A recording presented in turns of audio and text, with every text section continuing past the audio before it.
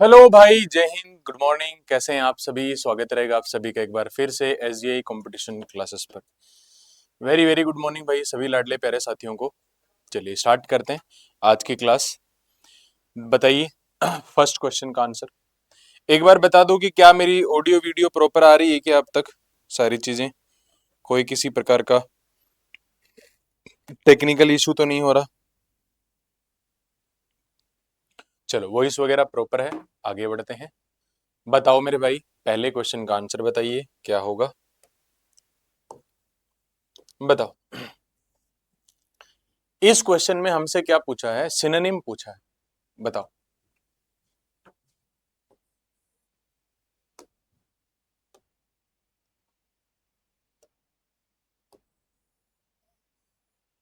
बताइए सिनोनिम बताइए भाई इस क्वेश्चन का।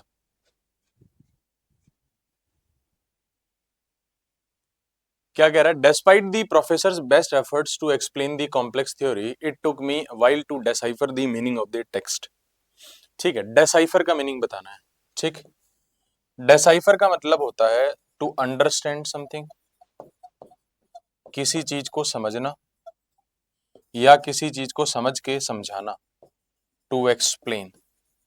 ठीक, या फिर आप आसान भाषा में कह सकते हो टू डिकोड, या फिर आप क्या कह सकते हो? टू डिकोड भी कह सकते हो, ये भी कह सकते हो आप। ठीक है, डिसाइफर का मतलब होता है किसी चीज को समझना।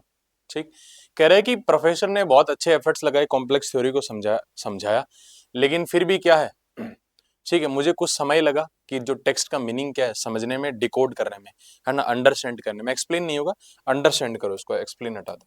ठीक, तो एक्सप्लेन का हमें क्या, सॉरी, अंडरस्टैंड का हमें सिनोनिम बताना है डिसाइफर का, तो इंटरप्रेट हो गया।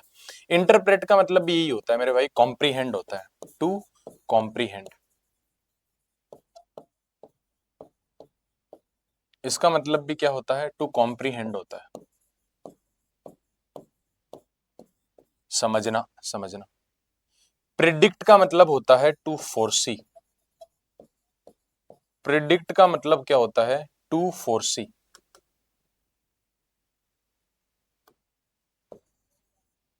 फोरसी, फोरसी का मतलब क्या हो गया?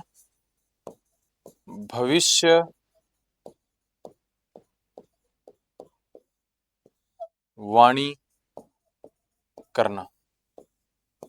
इसका मतलब क्या हो गया? भविष्यवाणी करना हो गया। ठीक, कंसील का मतलब क्या होता है? कंसील का मतलब होता है टू हाइड। इसका मतलब होता है टू हाइड, छिपाना। किसी चीज को छिपाना क्या कहलाता है? कंसील कहलाता है। ठीक है, फोरसी देखो ये सेम हो गए, ये दोनों ना, प्रिडिक्ट मैंने ऊपर ही बता दिया। आई थिंक ये प्रिडिक्ट और फोरसी दोनों का मतलब क्या होता है? सेम ही होता है। ठीक, खैर यहाँ पर तो हमसे डिसाइफर का पूछा था, तो डिसाइफर का सिनोनिम हो गया इंटरप्रेट। इंटरप्रेट। नेक्स्ट बताओ, नेक्स्ट क्वेश्चन का आंसर बता दो।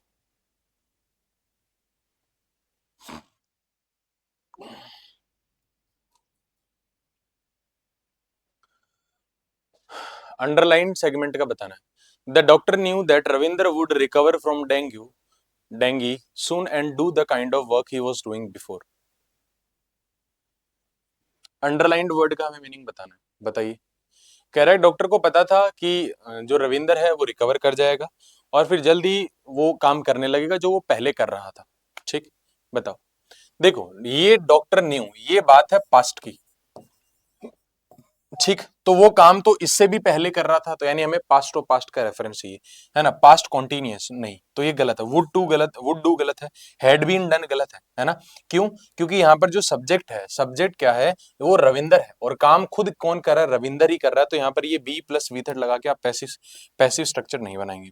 वुड हैव बीन डूइंग नहीं, फ्यूचर का नहीं, फ्यूचर का नहीं, पास्ट का। हैड बीन डूइंग, है ना।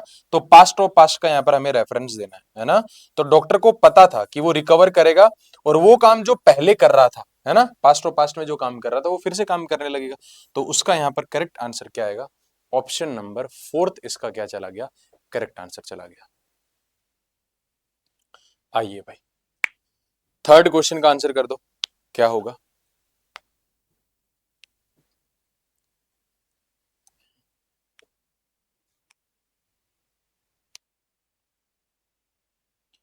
The English often fought French. बताइए क्या आंसर होगा इस क्वेश्चन का। द इंग्लिश का मतलब क्या हो गया, ब्रिटेन के लोग हो गए, है ना। उन्होंने हमेशा क्या है, फ्रेंच के साथ, फ्रेंच लोगों के साथ जंग करी है। अब देखो यहां पर दो कॉन्सेप्ट काम करेंगे, ठीक। एक है इंग्लिश, ठीक, और एक वर्ड है फ्रेंच, ठीक। ये क्या है, नेम ऑफ अ लैंग्वेज है,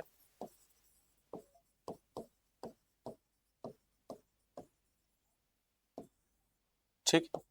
ये भी क्या है, नेम ऑफ अ लैंग्वेज है, ये भी क्या है, नेम ऑफ लैंग्वेज है।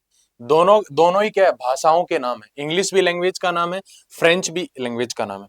लेकिन होता क्या है, जब आप द लगा दोगे, किसी भी लैंग्वेज के आगे द लगा दोगे, ठीक, तो यहां पर इसका मतलब पता क्या निकला, है ना, इंग्लिश पीपल। तब इसका मीनिंग क्या निकला, इंग्लिश पीपल, ठीक।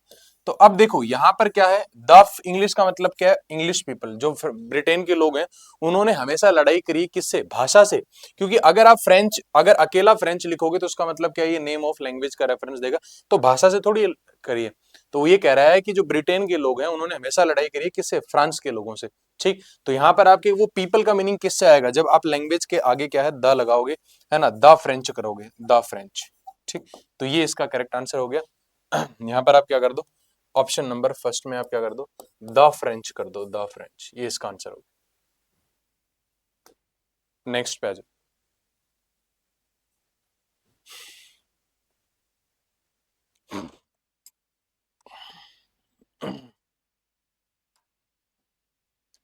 आंसर कर दो।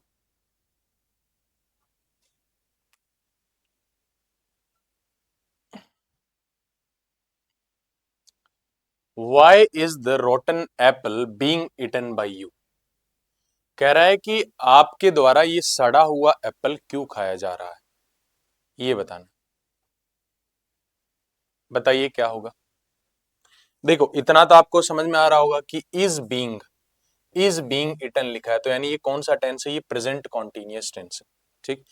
तो वो ही चेंज करते टाइम हम कभी भी क्या है, टेंस नहीं चेंज करते। वाई वर यू ईटिंग, ये गलत है, क्यों, क्योंकि ये जो टेंस बन रहा है यहाँ पर, वो कौन सा बन रहा है, पास्ट कॉन्टिन्यूअस का टेंस बन रहा है। वाई यू आर ईटिंग, अब इसमें देखो ये प्रेजेंट कॉन्टिन्यूअस तो दे रखा है, यू आर ईटिंग, ये प्रेजेंट कॉन्टिन्यूअस तो है, लेकिन समस्या क्या है कि ये इंटेरोगेटिव सेंटेंस है। इंटेरोगेटिव सेंटेंस में, इंटेरोगेटिव सेंटेंस में क्या है, ये जो हेल्पिंग वर्ब है, इंटेरोगेटिव सेंटेंस में ये जो हेल्पिंग वर्ब है, ये सब्जेक्ट से पहले आनी चाहिए थी, आर यू ईटिंग होना चाहिए था। वाई हैव यू ईटन, ये टेंस कौन सा है भाई, ये टेंस बन गया प्रेजेंट परफेक्ट, ये टेंस बन गया कौन सा, प्रेजेंट परफेक्ट टेंस बन गया। तो ये भी गलत है, ये भी गलत है। तो देखो ये एक ही इसका करेक्ट आंसर बना, why are you eating the rotten apple, ये इसका करेक्ट आंसर बना। फिफ्थ क्वेश्चन का आंसर कर दो भाई।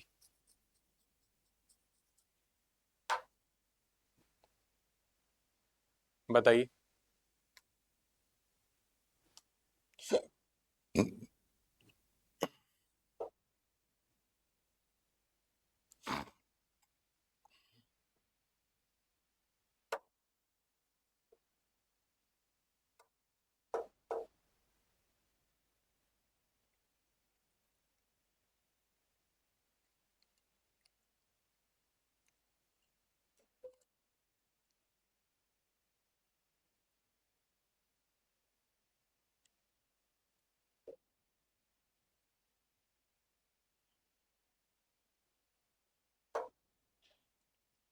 अगले क्वेश्चन का आंसर बताओ। Dictators may rise to power and inaugurate a new regime with dramatic suddenness and success under suitable conditions. Democracy is always a slow growth. ठीक है, D C A B, A C B D, D A B C, A B C D. बताओ कौन सा correct answer बनेगा, correct answer बताइए इस question.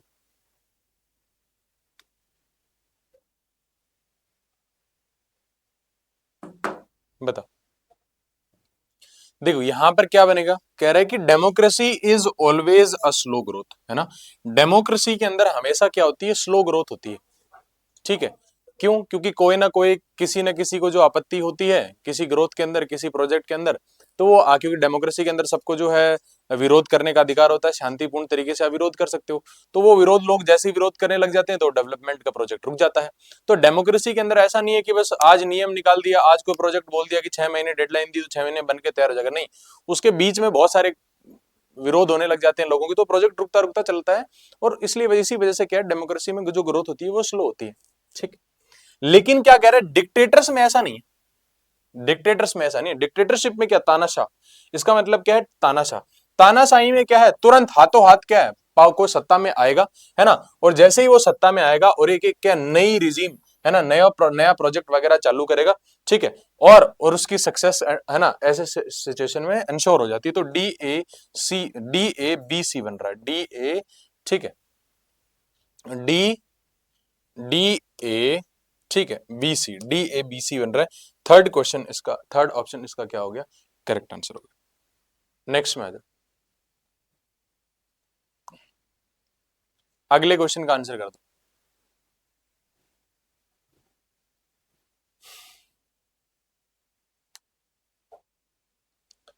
Happiness is not something you adjourn for the future, it is something you design for the present. क्या आएगा, adjourn या adjourn का हमें मीनिंग बताना, बताओ। एडजर्न का मतलब क्या होता है, टू होल्ड ऑन, है ना, फ्यूचर तक के लिए, आगे तक के लिए कोई चीज स्थगित कर देना, टाल देना, ये क्या कहलाता है मेरे भाई, इसको अपन क्या बोलते हैं, एडजर्न बोलते हैं, एडजर्न। ठीक, तो कह रहा है कि हैप्पीनेस एक ऐसी चीज नहीं है कि आप, कि चलो भाई आज नहीं खुश होता हूं, है ना, अभी दुख पा लेता हूं, हैप्पीनेस के बाद में फ्यूचर में महसूस करेंगे, बोला ये ऐसी चीज नहीं है कि आप इसको होल्ड ऑन करके चलो। ठीक, हैप्पीनेस आज है, आज भी इंजॉय करिए, कल भी करेंगे, परसों भी करेंगे। ठीक, तो हैप्पीनेस का मतलब ये आगे टालने की चीज नहीं है। तो एडजर्न का हमें यह मीनिंग बताना है, सिनोनिम बताना है। डेसिमेट, एक वर्ड होता है डेसिमेट, एक वर्ड होता है रेज, RAZE, एक वर्ड होता है, एक वर्ड और होता है, देखो याद नहीं आ रहा मुझे, डेसिमेट, रेज, एक वर्ड और होता है, डेवेस्टेट भी बन जाएगा, वैसे तो वो भी बन जाएगा, लेकिन जो वर्ड मेरे दिमाग में आ रहा है वो मतलब जो यूज होता है मोस्ट प्रोबेबली, कौन सा होता है वो, वैसे इसका मीनिंग बता देता हूँ, याद आएगा तब मैं बता दूंगा। इसका मतलब होता है टू डिस्ट्रॉय। ठीक, इसका मतलब होता है डिस्ट्रॉय करना। रीजवनेट का मतलब होता है ना, टू इनविग्रेट समवन, टू इनविग्रेट समवन, किसी को क्या, ऊर्जा से भर देना, किसी को क्या है, ऊर्जा से भर देना, ऊर्जा से भर देना क्या कहलाता है, रीजवनेट कहलाता है। कॉन्स्टिट्यूट का मतलब हो गया to be part of something, तो ये भी नहीं है। ठीक, एडजर्न का मतलब स्थगित करना है किसी काम को, तो पोस्टपोन हो गया, पोस्टपोन इसका क्या हो गया, करेक्ट आंसर हो गया। चलो आ जाओ, आंसर कर दो।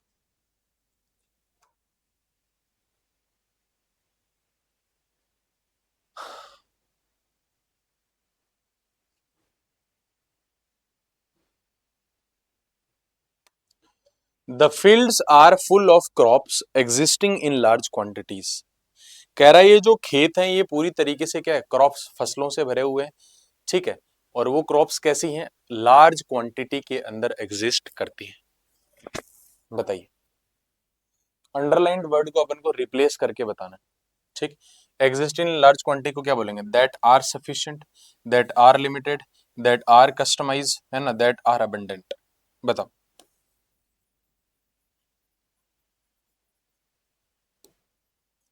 क्या होगा। देखो, ये एक वर्ड होता है अबंडेंट, एक वर्ड होता है प्लेंटीफुल, ठीक, एक वर्ड होता है copious.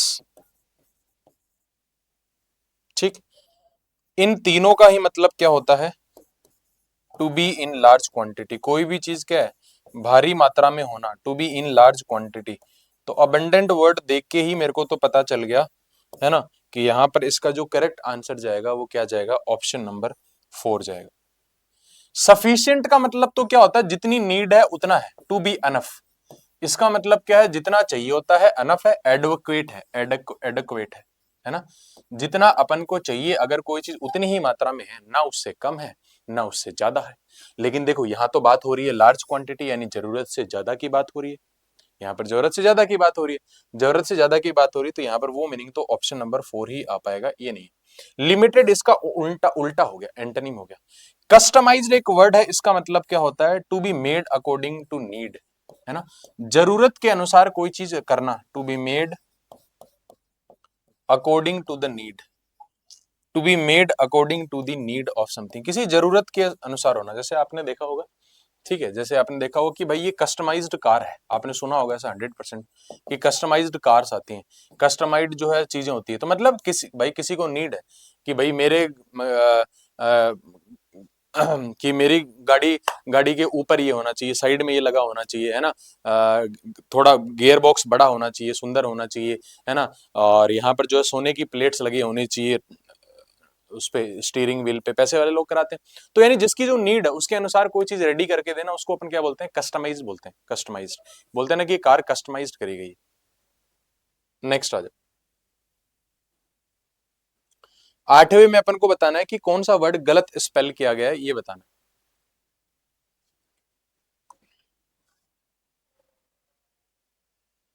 Fulfilling, fulfil, fulfilled, fulfil, बताइए।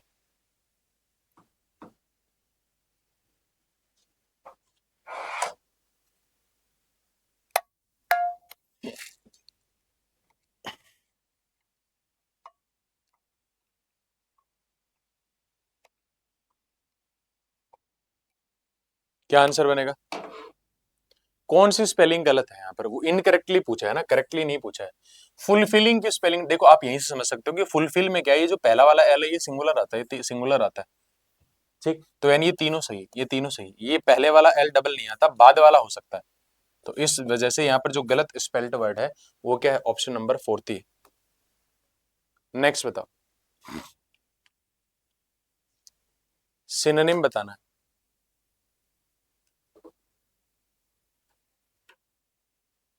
सिनोनिम बताना है कि इसका हेजिटेट वर्ड का सिनोनिम बताओ। हेस्ट, स्टम्बल, डीथर, हैजल,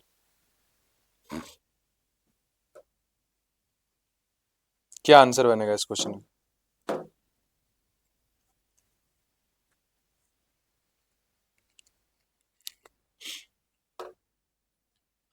हेजिटेट का मतलब होता है किसी चीज के लिए हिचकिचाना, हिचकिचाना, हिचकना कह सकते हो, हिचकना, इसका मतलब होता है किसी चीज के लिए हिचकना होता है। हेस्ट का मतलब होता है जल्दबाजी करना, हेस्ट का मतलब होता है जल्दबाजी करना। स्टम्बल का मतलब होता है ठोकर खाकर गिरना। डीथर होता है डीथर, डीथर। हैजल का मतलब होता है ट्रबल और प्रॉब्लम, इसका मतलब क्या होता है, ट्रबल और प्रॉब्लम होता है, ठीक। ध्यान रहे, जैसे आपने चुना होगा कि हैजल फ्री, है ना, हैजल फ्री जो है ट्रेवल, मतलब वे ऐसी ट्रेवल देते हैं जिसमें क्या कोई समस्या वगैरह नहीं है, प्रॉब्लम वगैरह नहीं। तो हैजल का मतलब समस्या, हैजल फ्री मतलब जिसमें कोई किसी प्रकार की समस्या ना हो, हैजल फ्री एक्सपीरियंस। नेक्स्ट पे आ जाओ, अगले क्वेश्चन का आंसर कर दो।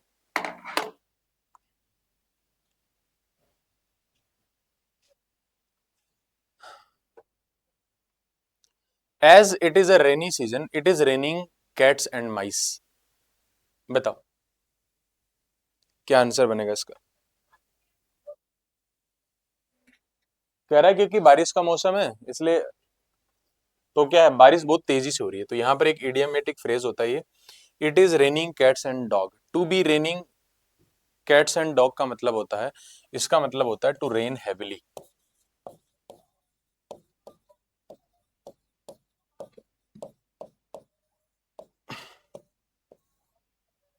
टू रेन हैविली, इसका मतलब होता है टू रेन हैविली। आगे बढ़े, सिनोनिम बताना है, बताइए।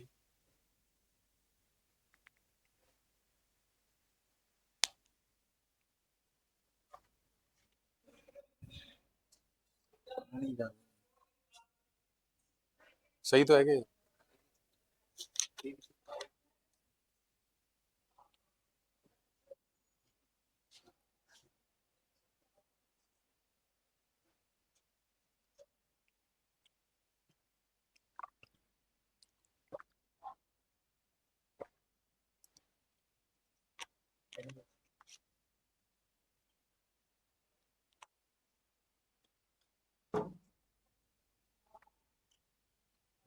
बताओ, सिनोनिम बताओ इस क्वेश्चन का। The COVID-19 outbreak has caused a global education crisis। कह रहा है कि जो कोविड 19 हुआ था उसके कारण क्या हुआ, इसने क्या एक ग्लोबल एजुकेशन क्राइसिस हो गया।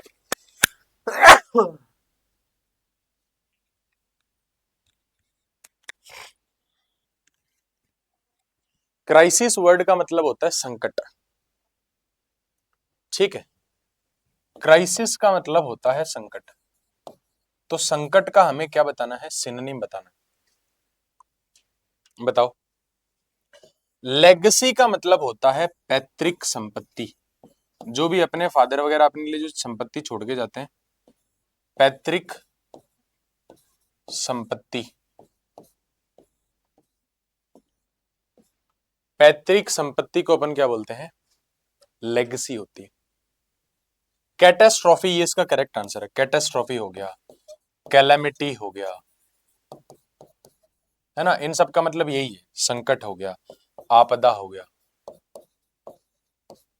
इन सब का मतलब ये एक ही है, संकट हो गया, आपदा हो गया। इनहिबिशन, इनहिबिशन का मतलब होता है restriction.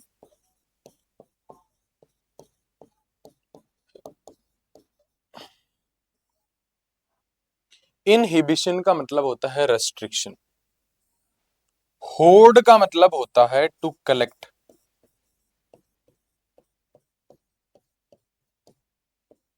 To collect,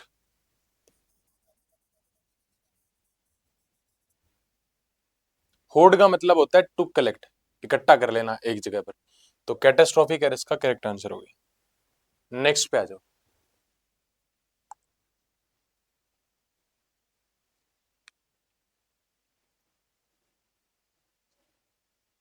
one word substitute बताना है, बताइए।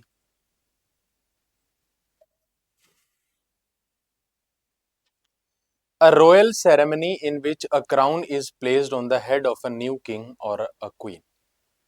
यहां पर देखो एक वर्ड आया क्राउन, पता भी होगा आपको, आसान है। क्राउन का मतलब होता है ताज, ताज, है ना। कह रहा है एक रॉयल सेरेमनी, सेरेमनी मतलब इवेंट हो गया, जिसके अंदर क्या है, एक ताज क्या है, ताज जो तख्त किया जाता है ना, किंग और क्वीन, जब किंग और क्वीन को बनता है तो ऐसे थोड़ी बनता है, तो वो जो समय होता है जब एक को राजा बनाया जाता है, रानी बनाया जाता है, उसके सर पे ये जो ताज वगैरह पहनाया जाता है, उस समय को अपन क्या बोलते हैं, उस इवेंट को अपन क्या बोलते हैं, कोरोब्रेशन, अनसीटिंग, आउस्टिंग, कोरोनेशन, उसको अपन बोलते हैं कोरोनेशन। राज्य अभिषेक, जिसे अपन क्या कहते हैं, राज्य अभिषेक, किसी का राज्य अभिषेक करना, राजा बनाना, रानी बनाना, उसको बोलते हैं। कोरोबरेशन का मतलब क्या होता है, कोरोबरेशन का मतलब होता है प्रूफ होता है, किसी भी चीज का प्रूफ होता है कोरोबरेशन का मतलब, किसी का प्रूफ देना, उसको बोलते हैं कोरोबरेशन। अनसिटिंग और आउस्टिंग, इन दोनों का मतलब क्या होता है, टू रिमूव, इसका मतलब होता है टू रिमूव, बाहर निकालना, किसी को बाहर निकालना क्या कहलाता है, आउस्ट होता है, अनसिट होता है। नेक्स्ट पे आ जाओ, सिनोनिम बताना है।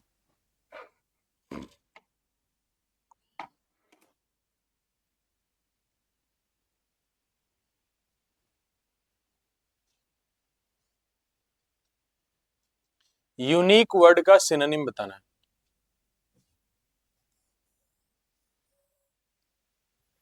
यूनिक वर्ड का सिनोनिम बताना। जनरल, ऑर्डिनरी, एक्सक्लूसिव, यूजुअल, क्या होगा?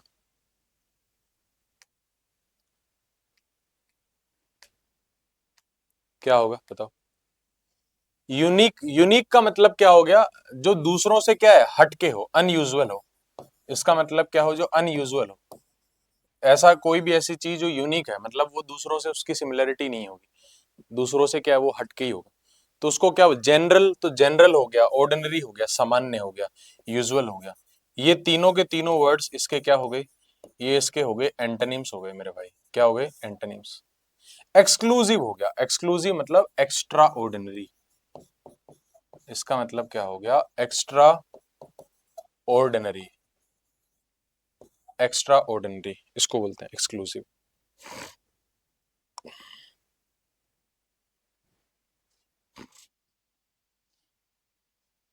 बताइए, नेक्स्ट क्वेश्चन का आंसर कर दो।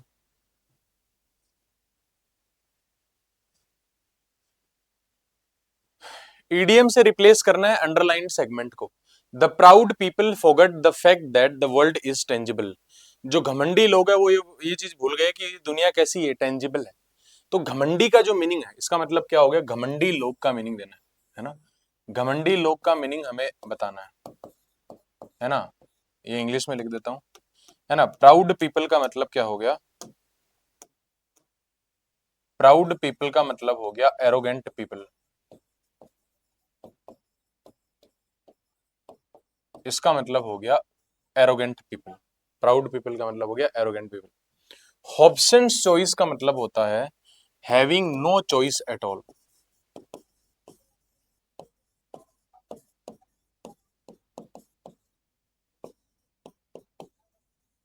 इसका मतलब होता है having no choice at all, मतलब वास्तव ऐसे दिखाई तो जाएगी कि देखो आपके पास दो चॉइस है, लेकिन वो दो चॉइस कैसी होगी? या तो कुएं में कूद जाओ या खाई में कूद जाओ, दो ऑप्शन है आपके पास। ठीक, वो वाली कहानी।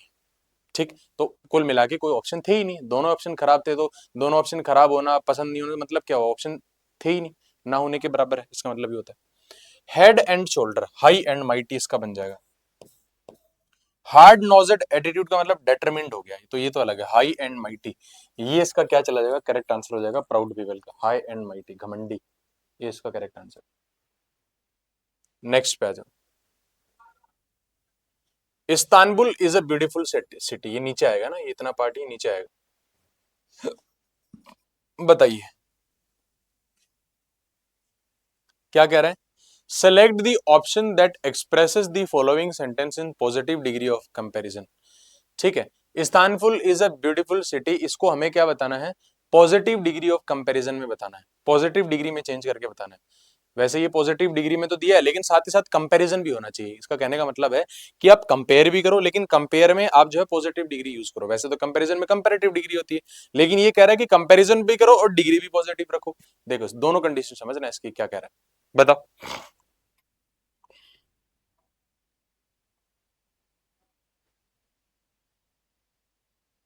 ठीक है, चलो ये क्वेश्चन मैंने आपके लिए छोड़ दिया, आप इसका आंसर कर देना। 16 का बताओ।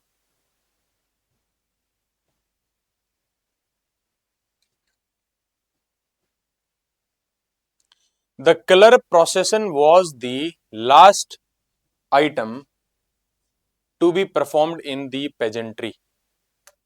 बताओ, पेजेंट्री, पेजेंट्री की सही स्पेलिंग बतानी है।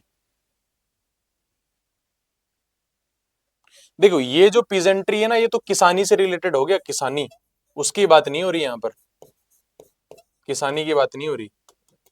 पेजेंट होता है ना एक पेजेंट, PEASANT, पेजेंट का मतलब किसान, कहीं आप वो समझ लो, यहां पर उसकी बात नहीं हो रही। बताओ, यहां पर इसका करेक्ट आंसर आएगा PAGEANTRY, ये वर्ड क्या है? सही से स्पेल्ड है ये वाला। ठीक है, 16 का आंसर हो गया ऑप्शन नंबर सी।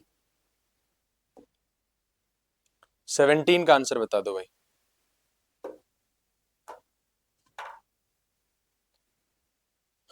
क्या कह रहा है?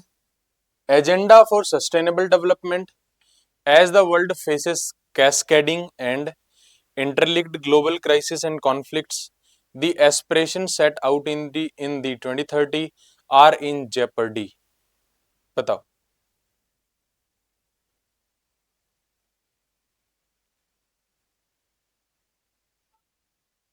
क्या बनेगा।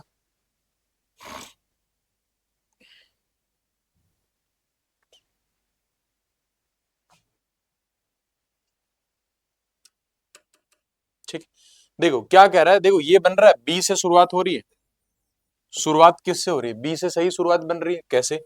कह रहा है as the world faces cascading, है ना, कैस्केडिंग एंड इंट, देखो कैस्केडिंग एक नेगेटिव वर्ड होता है, तो नेगेटिव वर्ड उसके बाद क्या आएगा, एंड के बाद भी नेगेटिव वर्ड आएगा, तो कह रहा है ये रहा, and global crisis and conflicts.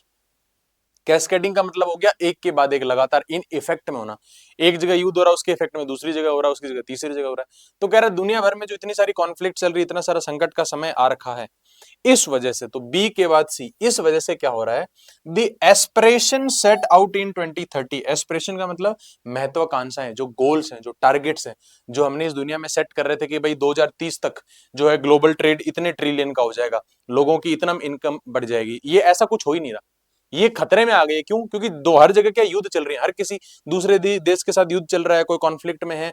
तो भाई जब दो देश आपस में लड़ाई में होंगे, है ना, वॉर में होंगे, तो वहां पर क्या है, उनकी कभी भी क्या है, ग्रोथ नहीं होती। इससे क्या होता है, जो बिजनेस है, ट्रेड है, वो हैम्पर होता है।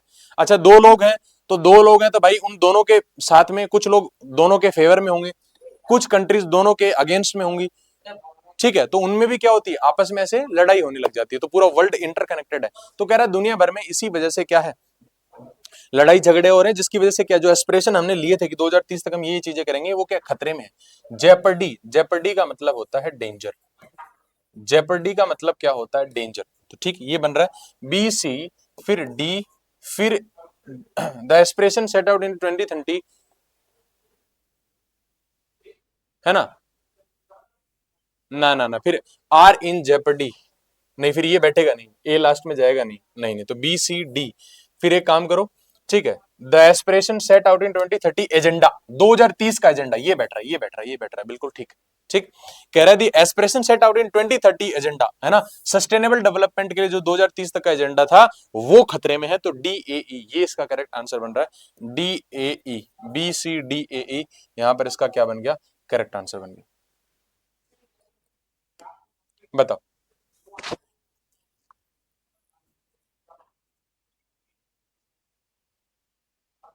नेक्स्ट क्वेश्चन का आंसर कर दो।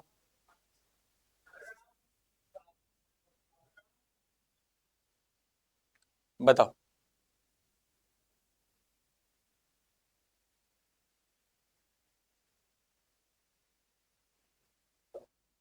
18th का आंसर कर दो।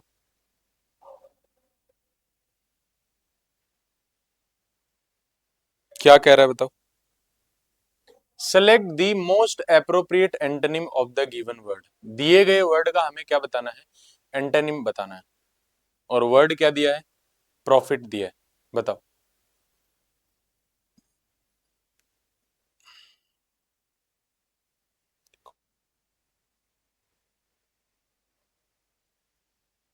बताओ, प्रॉफिट का बताना है। प्रॉफिट क्या होता है, प्रॉफिट का मतलब होता है फायदा, प्रॉफिट का मतलब क्या होता है, मुनाफा, फायदा हो गया, मुनाफा हो गया, ठीक। तो इसका उल्टा क्या चला जाएगा, एक्सपेंस हो गया, कि आपने किसी चीज में कोई पैसा कमाया, फायदा कमाया, तो उसका उल्टा क्या हो गया, आपके खर्चा लग गया, खर्चा, ठीक, एक्सपेंस हो गया। एक वर्ड और भी होता है एक्सपेंडिचर, एक्सपेंस हो गया, एक्सपेंडिचर हो गया, ये इसके करेक्ट आंसर हो गया। अर्निंग्स का मतलब होता है कमाई, इसका कोई लेना देना नहीं। अमाउंट का मतलब हो गया सम, सेल का मतलब होता है बिक्री, तो इसका भी कोई लेना देना नहीं। ऑप्शन नंबर फोर्थ इसका करेक्ट आंसर होगा। 19,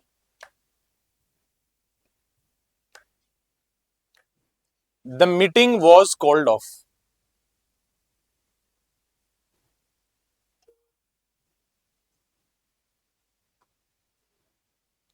the meeting had been called off, they called off the meeting, someone called off the meeting, they were calling off the meeting।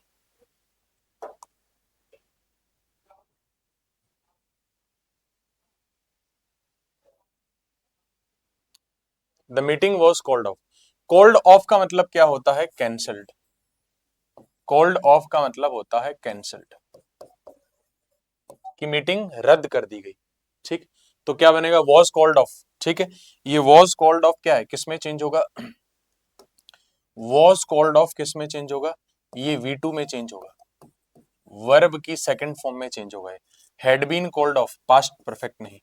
They called off, ये इसका करेक्ट आंसर है, they called off, ये इसका correct answer. Someone called off the meeting. ठीक, someone called off the meeting, they were calling off the meeting, ये भी नहीं होगा। एक एक एक बात काम करते हैं, ठीक है, यहाँ पर हमें पर्सन नहीं पता किसने द्वारा, किसके द्वारा किया गया। ठीक है, बाय देम होता तब करते, क्योंकि यहाँ पर कोई पर्सन दिया नहीं गया तो फिर अपन समवन ही लेके चलेंगे, समवन ही करेंगे इसका आंसर। एक बार मैं आंसर भी देख लेता हूँ, ठीक है, कि एग्जाम में आंसर क्या दिया था।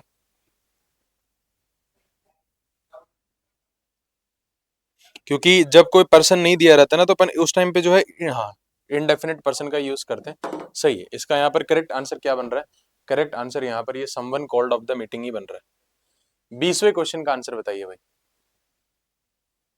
क्या बनेगा?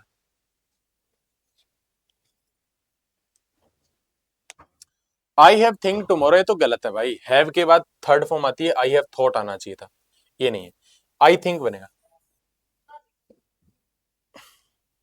I think tomorrow I will take my belongings to the new apartment.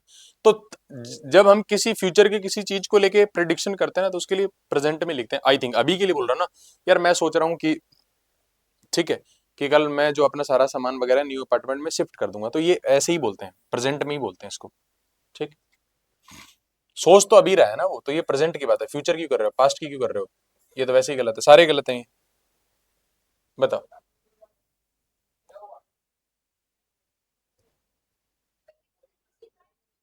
I think ये तो सही से टाइप नहीं दिख रहा है यहाँ पर, ऑप्शंस कहाँ है इसके? ऑप्शंस कहाँ है? अच्छा ये रहे ऑप्शंस, इस साइड दे रखे हैं, ओके ओके। चलो आंसर कर दो भाई, ऑप्शन इस साइड दे रखे हैं, हमारे यहाँ ऐसा ही होता है, क्योंकि ये टाइप कर दिया तो स्पेस बचा नहीं, फिर यही वाला बचा। अगला आ जाओ, क्या कह रहा है? On an unfortunate accident first aid experts stress.